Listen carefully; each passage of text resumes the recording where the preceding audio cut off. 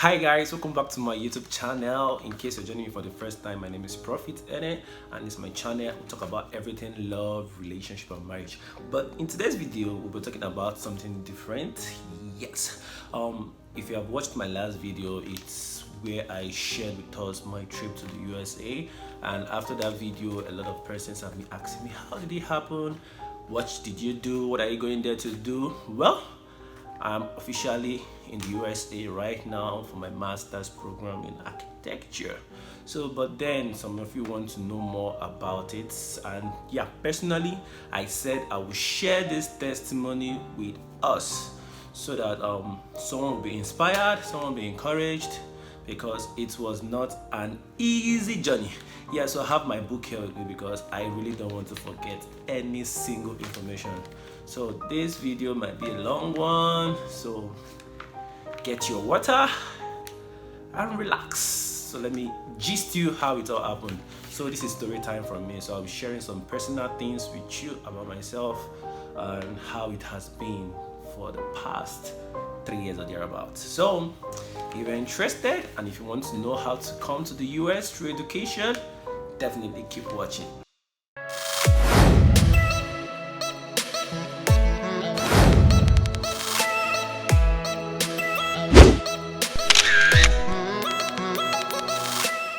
So yeah, I came to the USA August 5th, 2021, so it's official.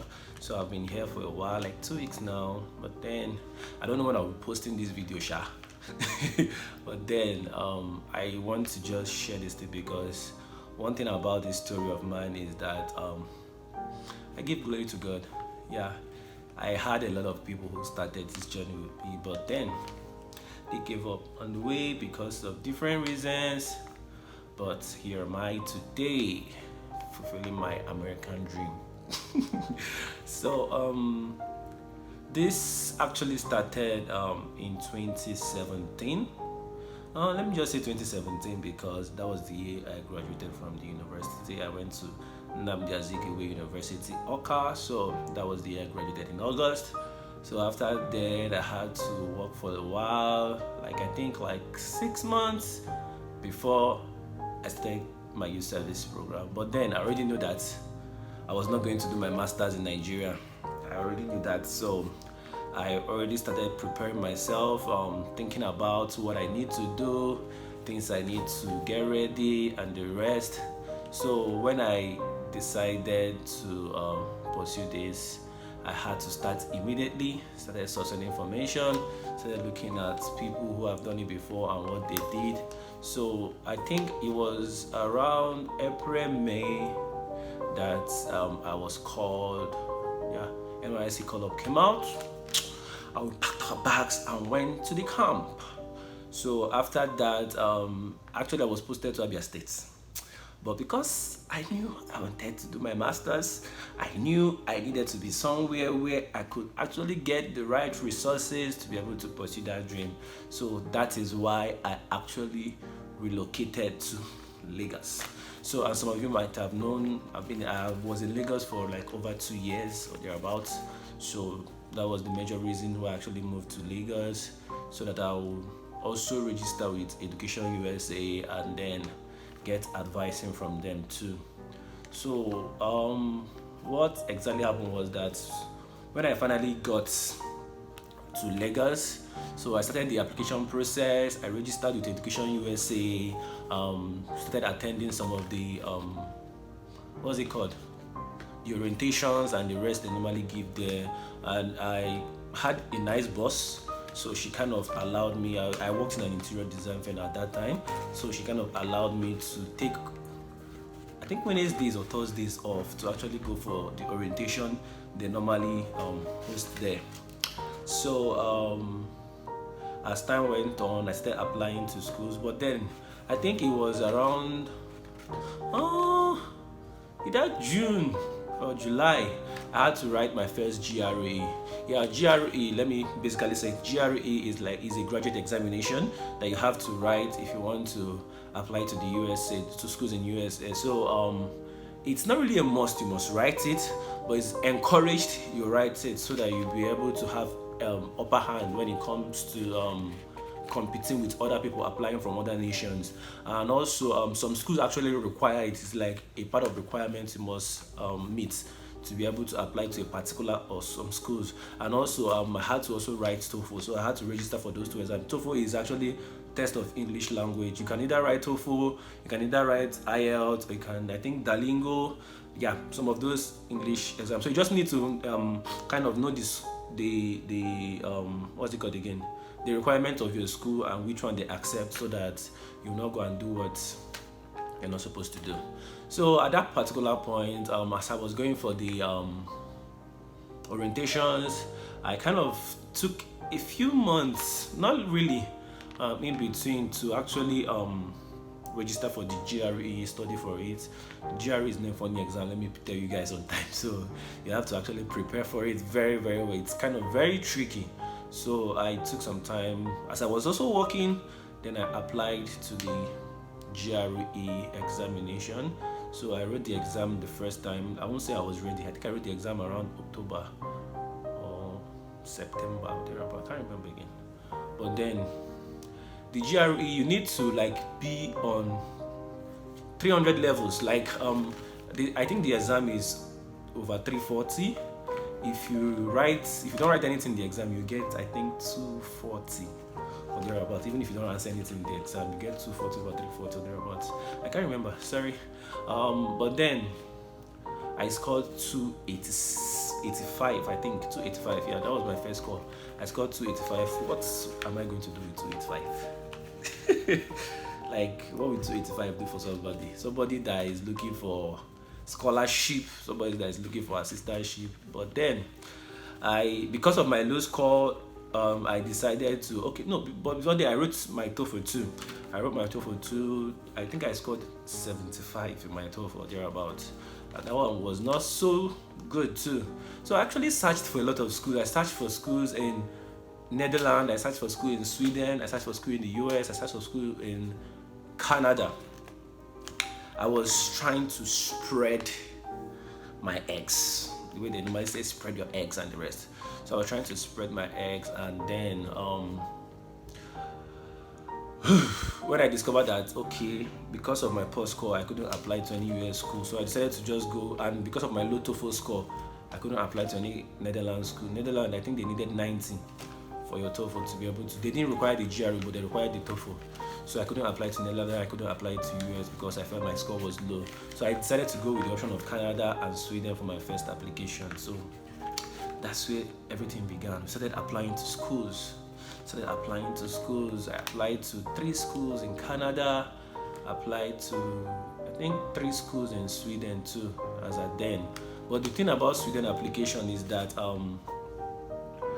it's kind of in a way like Nigeria Jam. I don't know how to put it, where you apply in the same portal for the whole schools. Once the first school give you admission, the other ones will delete your account. They will not give you admission. So you just have the chance of getting admission on one of the schools. So once the first school give you admission, they delete the other schools. If the first school doesn't give you, then the second school will consider you, and that's how it went. So after the whole thing, there comes another part of the application period where you need to get recommendation letters from your lecturers and then probably people you worked for, so that it can support your application. Well, at that first instance, I think I needed just 2 for my Canadian, and Sweden didn't really, I don't think they required, I think one of the schools just required recommendation, but the other ones didn't require recommendation.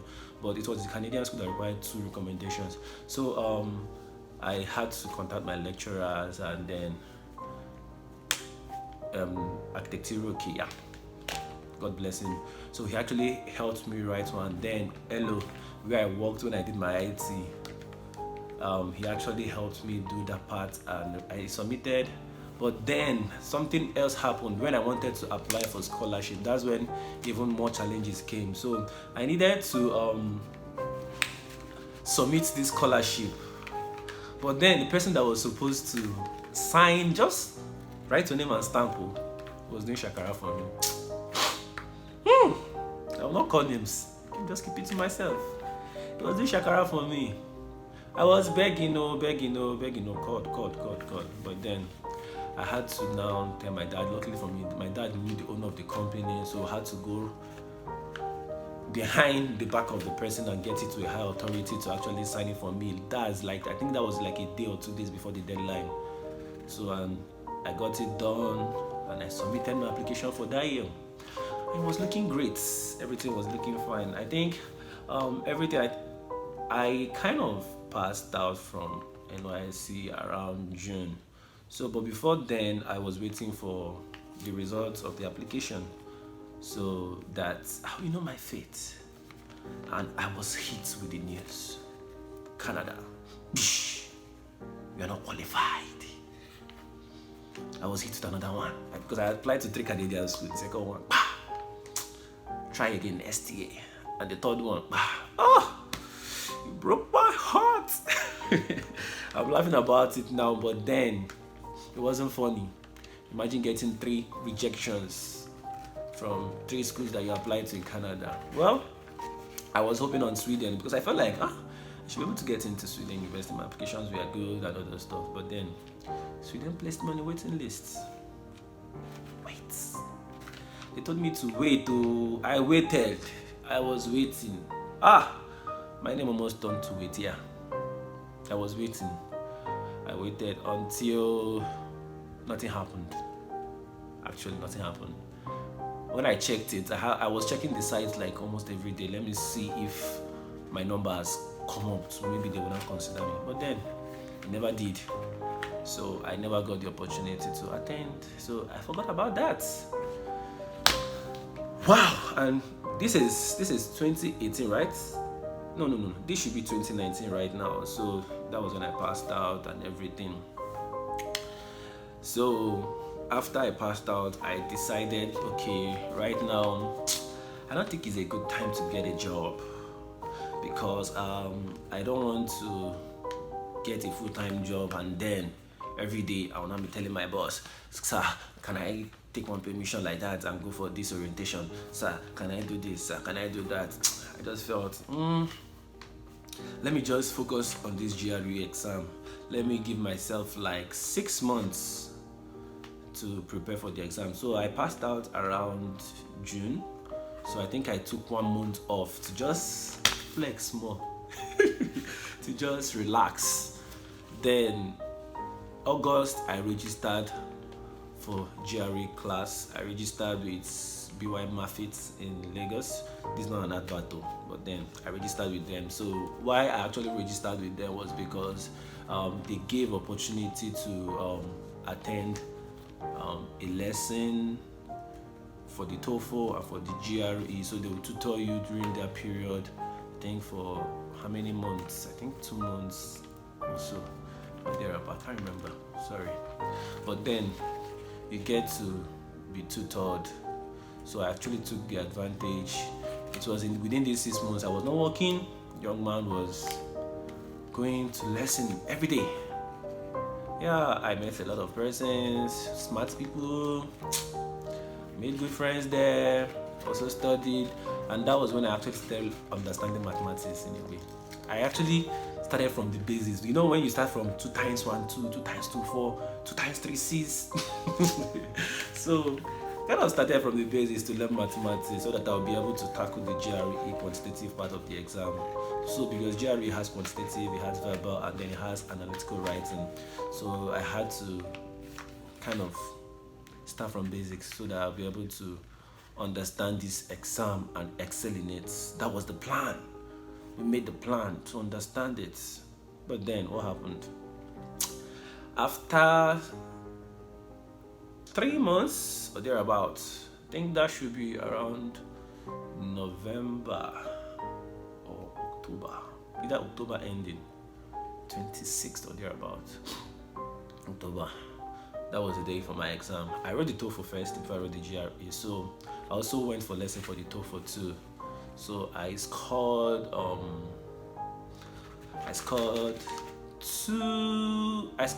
89. Yeah, I scored 89 on my TOEFL. Yeah, I thought I would score 100. Yeah, I was very good in class.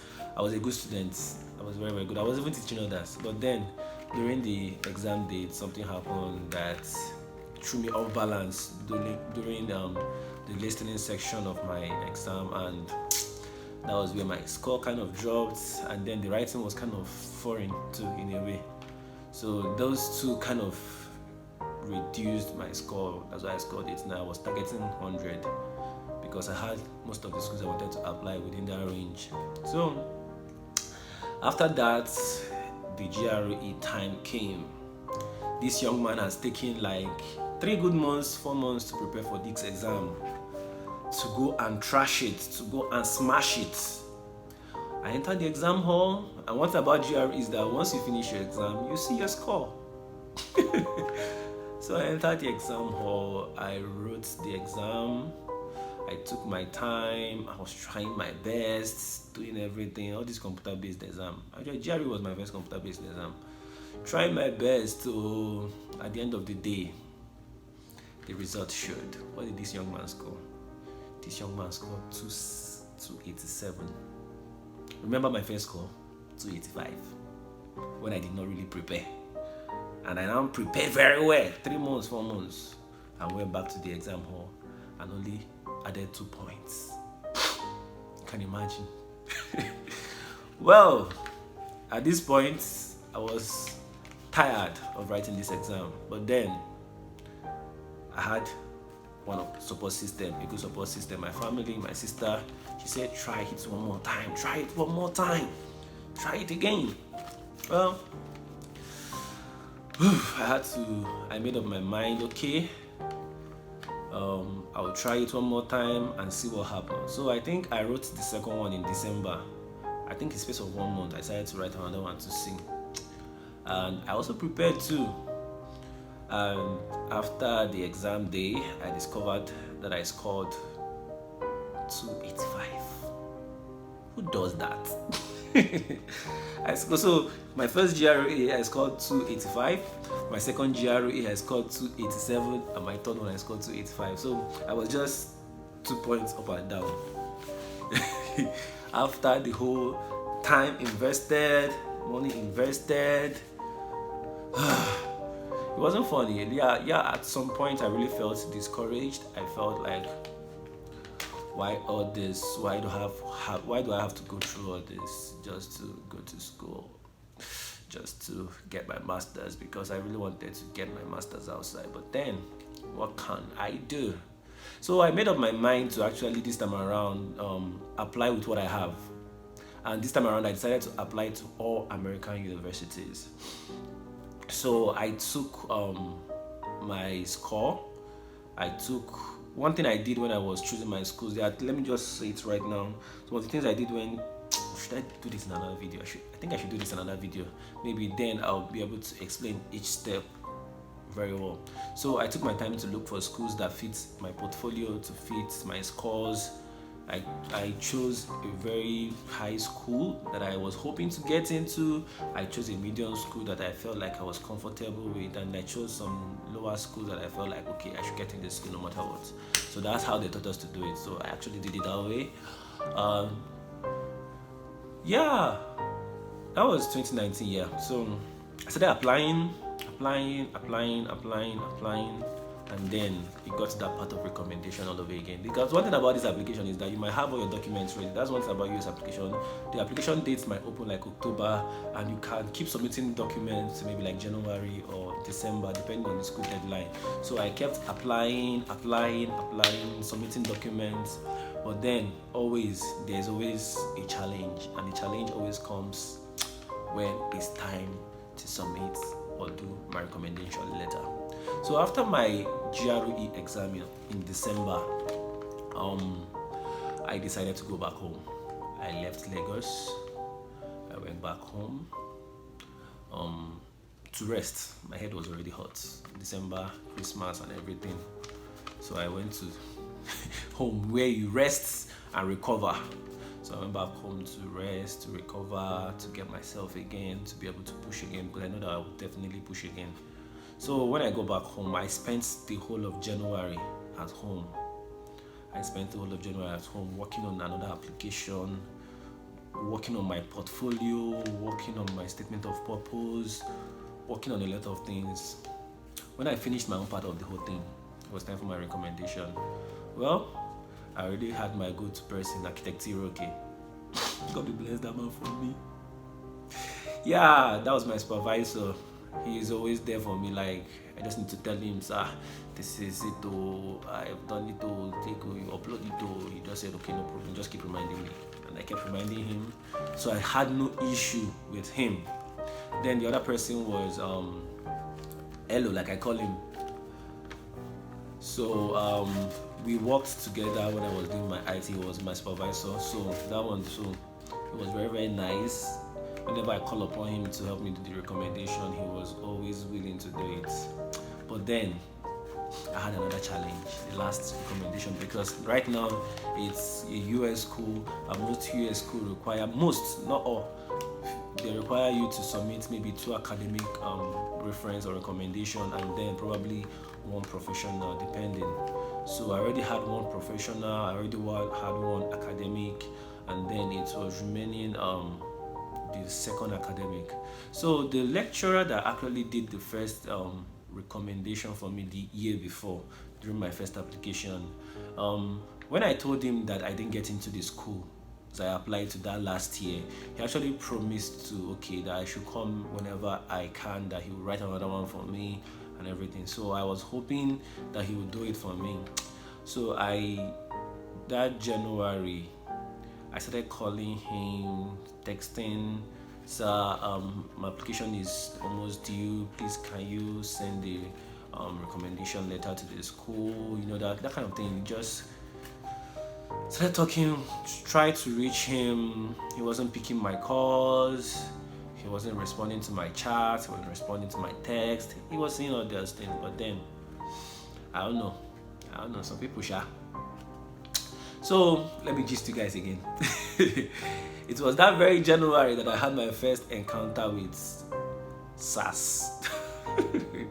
So I had to drive from Enugu to Oka so that I would see this my lecturer, so that I'll see if I can at least being physically present, if it will change anything.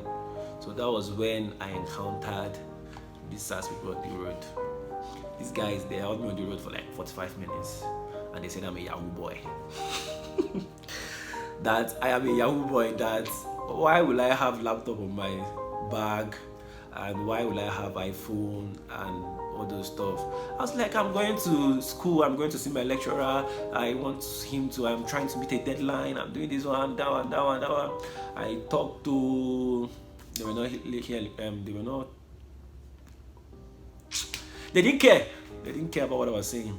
So I kind of pleaded, tried to convince them. They said that I'll have to leave my car there, that I'll have to follow them to the station back in Enugu, that I'm a Yahoo boy. They collected my phones, and that was what actually helped me, because they took my phones and they searched the car. They did not find anything. The man was saying, you're a Yahoo boy, I was like, he was telling me that I'm not a Yahoo boy. Why are you forcing Yahoo boy in me? You have searched my phone, you did not see anything, and now you are not telling me. And if you got to a point, you even told me, why are you not doing Yahoo? I should be doing Yahoo. So you find someone. I told him, sir, if you want me to give you money, tell me you need money. Don't stop accusing me that I'm a Yahoo boy. I pleaded. But then it wasn't making any way. I didn't change it for them. I became angry. And I started raising my voice. I was like, what's this? I've already explained this to you, explained that to you, told you this, told you that, explained myself, and the man was now kind of, it's not like he was afraid to, but then he now started saying that this guy is no longer too gentle again. So that was when they now started saying, okay, what will you give us? What will you give us? All that stuff. Actually, that very day, I had like 4K with me. They took 3K and gave me 1K back to buy fuel. But then I just had to make that sacrifice because I was rushing. I needed to get to school so that this lecturer of mine would not leave before I get to school. So after like 45 minutes or thereabouts, I finally got to school. Well, I called him, he did not respond. I called him, he did not respond. Then my classmates called him in my very before. And he picked up and answered, because that very day they went to a lecture or something like that. All these auditorium kind of lecturers go to. So I called him, he did not respond. My classmate called him and he picked up and gave him all the instruction he gave him. I still called him back immediately, he did not pick. And my classmate told me that he said he's going home. Wow, somebody I came to see in school is going home. Well, I didn't know what to do. I had to go meet my other lecturer and told him, see what's happening. No, I don't know what else to do. Like, I'm confused. And he said, okay, see what you do. Why did you even have to tell that man to do that? I you know that kind of stuff, sha. And I said, okay, let me find somebody else. Then I had to start looking for another lecturer that would do it for me. So I called one and he agreed. I was like happy. Yeah, finally. And what I'm telling you guys, this is like 2 days to the deadline for that recommendation letter. I think 2 days or a day to the deadline to that recommendation letter, because I've been calling and begging and he was not hearing it. So what happened next? Yeah, when I finally got in touch with the other lecturer that was supposed to do it for me, he said he would do it for me. He was happy to do it for me. I was happy. I thought it was going to happen. I came back home, called him. He started his own excuses. Whew, man. And I had to email my school and I told them that, CEO, I'm having challenges with this recommendation letter coming in on time before the deadline and so thing. So they told me, okay, don't worry, the deadline for submission, you should go ahead and submit your application, that they will extend the deadline for the recommendation and everything. I said, thank God. Whew. So I started begging that one, did everything. I remember contacting Miss U, Education USA Miss U. So if you want to do this, I advise you, if you're in Lagos, contact Miss U. Maybe go to the embassy. And yeah, so I told her, she spoke with me, she told me, do this, do that, try to, now, romance their ego and all those kind of stuff you have to do. So I did my best, but then it still didn't work because the person was very busy, as he said. So I had to look for another lecturer. Funny enough, the lecturer that finally did this for me was the lecturer I never thought he would do it for me. Actually, he's very nice though. Zewi, you're nice. Thank you very much. He did it for me. Like the way he responded, like I didn't expect it. I don't know why. Maybe stereotyped mindset or something like that. But he actually did it for me. Like he didn't take time, did everything, submitted everything, and it went well. So I think I had to go back to school. Yeah, I had to go back to school because it was a lot. I think I had 6 schools to apply to. So I had to go back to school again. Then I was with him together. He reviewed he reviewed the recommendation letter and everything. Then made corrections. We talked. Then later I waited for him. He was actually very busy that very day I went. So we later did it around 5 p.m. that day in school. And he did everything for me, and that battle was won. He saved me that very day. So this thing I'm talking to you about is 2020. Yeah, we're already in 2020. So I submitted my applications, and one of the schools this is my current school right now that I'm in. The scholarship deadline was 4th of January, but I submitted my application around 10th of January. That means I've missed out on the scholarship opportunity. So I was just applying for applying sake, hoping to get admission and maybe God doing a miracle for me. So it was time to wait. So I had to wait for the admission decision. So even at that time, I still couldn't get a job because I was just telling myself, maybe if I get a job now, school will resume, I will not have to leave, all those stuff. So I didn't even get a job. So that was when I actually started doing my relationship stuff very, very well. I had to just invest in it, started doing more training, started doing learning courses, Adobe softwares, Revit, Lumion. Like I learned a lot of things during that period.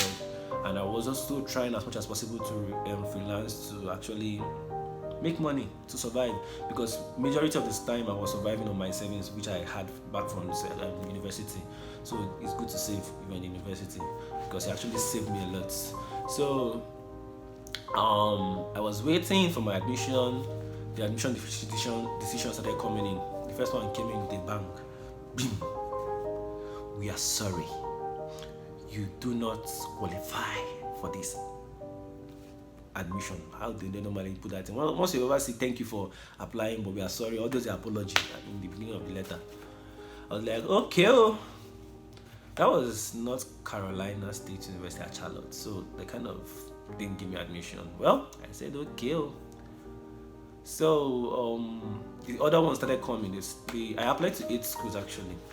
So the second one came in, admitted. The third one admitted. The fourth admitted. Fifth admitted. Sixth admitted. Seventh admitted. Eighth one admitted. So, so I got into 8 universities. That's a good one. It's a good one. Without my GRE and that my TOEFL, I got into 8 universities. But then, that was not all. One thing about universities in the USA is that it's very costly. Very, very costly. Like millions go into it. So I had to start making decisions, looking for the best one. Which one gave me scholarship? Which one didn't give me scholarship? Which one can I beg to give me scholarship? And the rest. It was a lot. So I kept going at it, talking with the school, emailing back and everything. So let me try and cut this story short. I was not able to get a reasonable scholarship from most of the schools. I was not able to get a reasonable assistantship from most of the schools. But then I was left with Iowa State University and Texas Tech. Texas Tech was the cheapest of all. Iowa State was very, very expensive.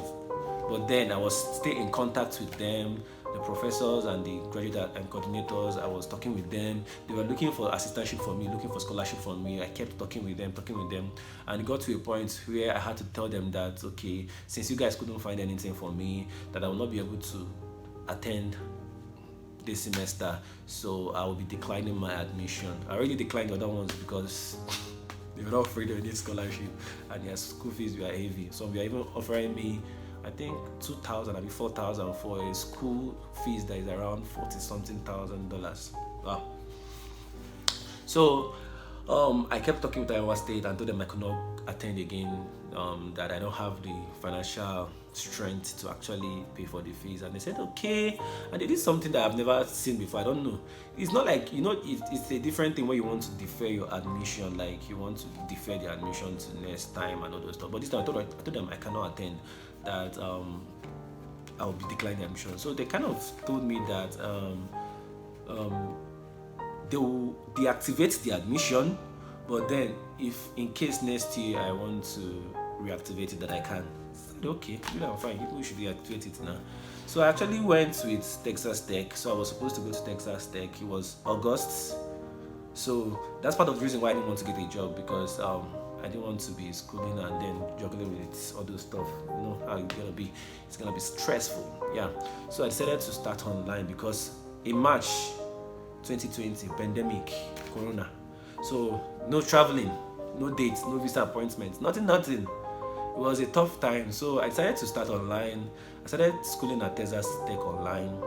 I registered for just one course because I had a little scholarship.